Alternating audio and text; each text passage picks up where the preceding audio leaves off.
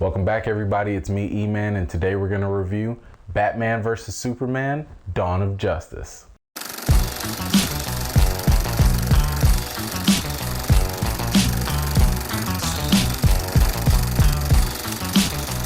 Okay, let's do a quick intro. After the destruction left behind by Superman and the alien invasion, Batman thinks that Superman is a little too powerful to be left unchecked. Superman, on the other hand, is dealing with some moral dilemmas, and he's trying to figure out just where he fits in this human world. In the meantime, before these two iconic heroes go head to head, there's a crazy doomsday monster on the loose. Enough of that, let's get straight to the good. The good.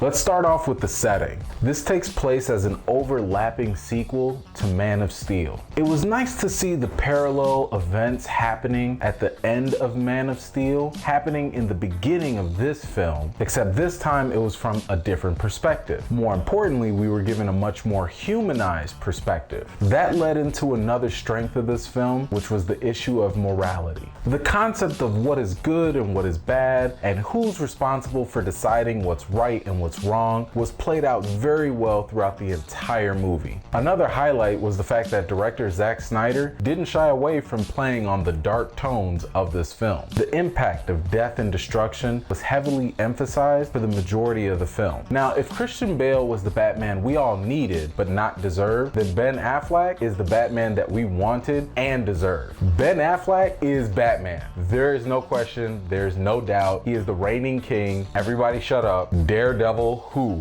Not this one. This one's cool. That one. Forget that one. Affleck was made for this the same way Ryan Reynolds was made for Deadpool. His rendition of Bruce Wayne was spot on as an aged, brooding, and fully focused Batman. They did a really good job of blending in the Frank Miller graphic novels version of Batman and combining that with the Arkham Knight video game version of Batman as well. You have never seen a version of Batman like this on screen before. It's probably very easy to say that this is the darkest Batman we have ever seen. And yes, I would challenge anyone respectfully who didn't agree that his performance was great. Jeremy Irons probably portrayed the best version of Alfred that we've seen to date. Both Irons and Affleck shared great on-screen chemistry. And that is no disrespect to Bale and Michael Caine. I should also mention that Gal Gadot did a fine job as Wonder Woman. If there are any lingering doubts still out there, consider them gone after her performance here. You could probably even notice why the studio was in such a rush to already begin filming the solo Wonder Woman film. There were plenty of surprises from beginning to end.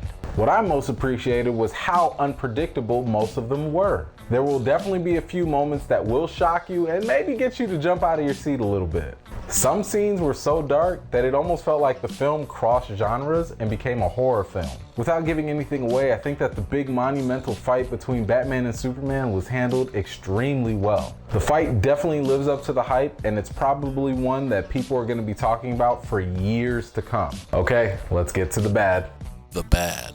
One of my biggest disappointments in this film was Jesse Eisenberg in the role of Lex Luthor. I thought that his character was a little bit too one-dimensional compared to all the other different iterations of Lex Luthor that we've seen in different platforms. In every single depiction of Lex Luthor that we have seen, whether it be the cartoon or the comic book or Kevin Spacey or Gene Hackman, we have always had a Lex Luthor with a dynamic personality. The character is typically not only brilliant, in the general public, he's able to win people over like a smooth politician, but behind closed doors, he's an absolute nightmare. Now, I don't know who to blame for this, whether it's the writers or whether it's Eisenberg, but his portrayal as a villain was stereotypical, generic, and corny. The way Eisenberg played Lex Luthor made him seem way more suitable to playing another character like the Riddler. Okay, now that that's off my chest, the movie is also about 2.5 hours long. Some certain type of scenes, and you'll know them when you see them, probably could have been left out of the movie.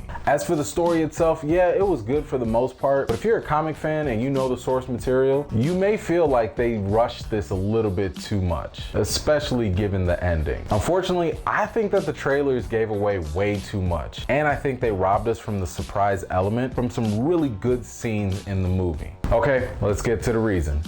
The reason. Well, we finally have what we've been waiting for. Batman vs. Superman will probably go down as a staple in the comic book movies, probably for the next decade. Now, this movie could have been monumental had it came out in 2012 or 2013 right after Avengers. Given that we've already seen these superhero team-up movies before, it slightly loses its potential of being 100% epic. But I do think that it lives up to the hype to some capacity at least. I think what's also important to know is the fact that about 2/3 of the movie is all about Batman versus Superman, and the other third is more of a setup for future Justice League movies. To fully appreciate this film, I would really strongly recommend that you watch Justice League War and The Dark Knight Returns Part 1 and 2. I'll put a link in the description down below so you can see what I'm talking about. Now, Justice League War is gonna fill you in on some of the Easter eggs and maybe a lot of the scenes that might not make a lot of sense to you, especially if you're unfamiliar with the comic book source material. The Dark Knight Returns will give you a better sense of the inspiration behind Ben Affleck's version of Batman and why that Batman might seem very different than what we're all accustomed to.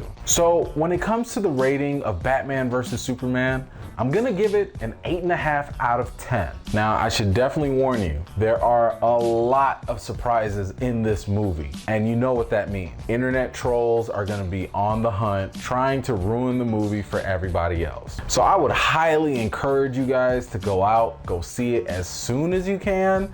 Definitely avoid any type of social media, because honestly, the biggest surprise can be ruined in just one meme. Well, that's all I got for you guys. Before I go, I do have one question for you guys. Which superhero out of the three are you more excited to see? Batman, Superman, or Wonder Woman? Let me know down in the comments down below. And if you actually go see the movie, come on back to my review and let me know in the comments what you thought about it. Anyway, thanks for joining me. If you're new to the channel, please don't forget to subscribe. Feel free to follow me on Twitter and Instagram at spoiler-free. You can always get more of my reviews at my main website, emansmoviereviews.com.